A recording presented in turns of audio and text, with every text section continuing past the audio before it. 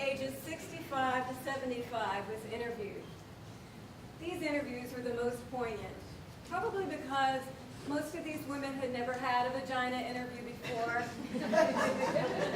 One woman who was 72 had never even seen her vagina. She washed herself in the shower and bath, but never with conscious intention. She had never had an orgasm. At 72, she went into therapy like they do in New York. With the help of her therapist, she went home by herself one afternoon, lit some candles, played some music, took a bath, and then she got down with herself. She said it took her over an hour because she's arthritic. But when she finally found her clitoris, she said she cried. This monologue is for her.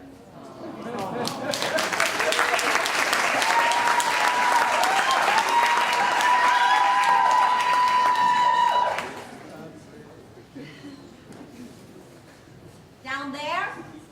Oh, I haven't been down there since 1953. No, it had nothing to do with Eisenhower. It's a cellar down there, very damp and clammy. Trust me, you wouldn't want to go down there.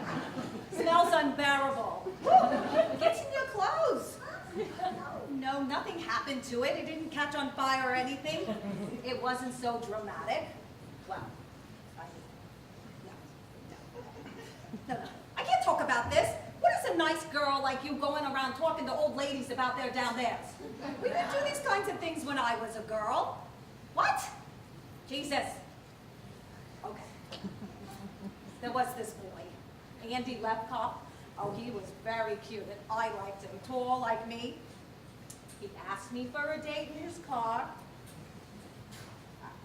I can't do this. I can't talk about down there. You just know it's there, like the cellar. There's rumbles in there sometimes, and things get caught in the pipes like little animals and things. Sometimes it gets wet, and you gotta call someone to plug up the leaks. Otherwise, the door stays closed. You forget about it. I mean, you have to have it because every house needs a cellar. Otherwise, the bedroom would be in the basement. Oh, right. Andy Lefkoff. He was a catch. That's what we called it in my day. We were in his new white Chevy Bel Air. I remember thinking my legs were too long for the dashboard. I have long legs, and my knees were smushed up, and I was looking at my knees, and all of a sudden, he reaches over and he kisses me in this surprisingly take me by control like they do in the movies kind of way. And well, I got excited. Real excited, and there was a flood down there. I couldn't control it. It was like this force of nature, this river of life just poured right through me, right through my panties, right onto the car seat of his new white Chevy Bel Air.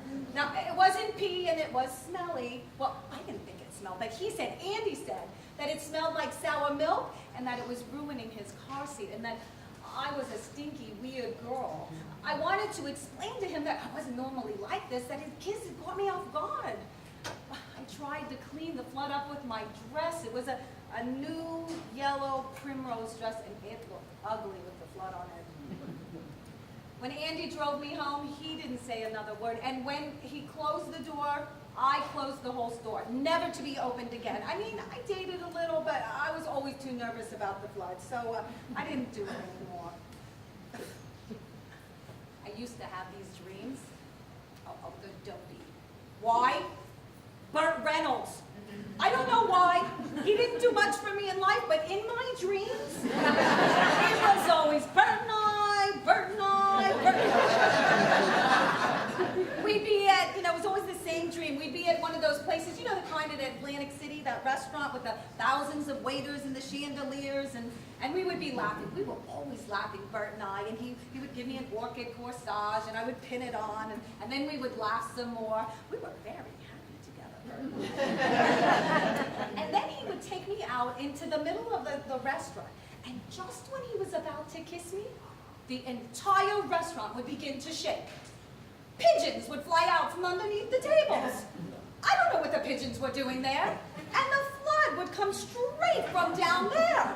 It would pour, and there would be fish dishes and boats and things in there.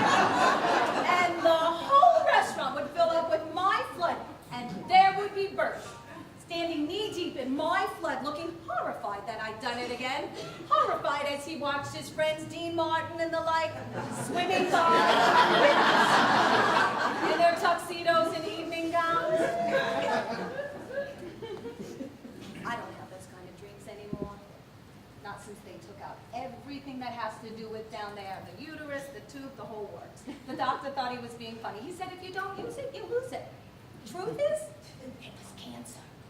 Everything had to go. Who needs it anyway? Highly overrated. I've done other things. I love dog shows. I sell antiques. What? What would it wear? What kind of question is that? What would it wear? It would wear a sign. Closed due to flooding. What would it say? I told you. It's not like that. It's not like something that speaks. It stopped talking a long time ago. It's closed up, under the house, down there. You happy? You happy now? You got an old lady to talk about it down there. You feel better? You know what? You're the first person I ever told that story to. And you want to know what? I feel good.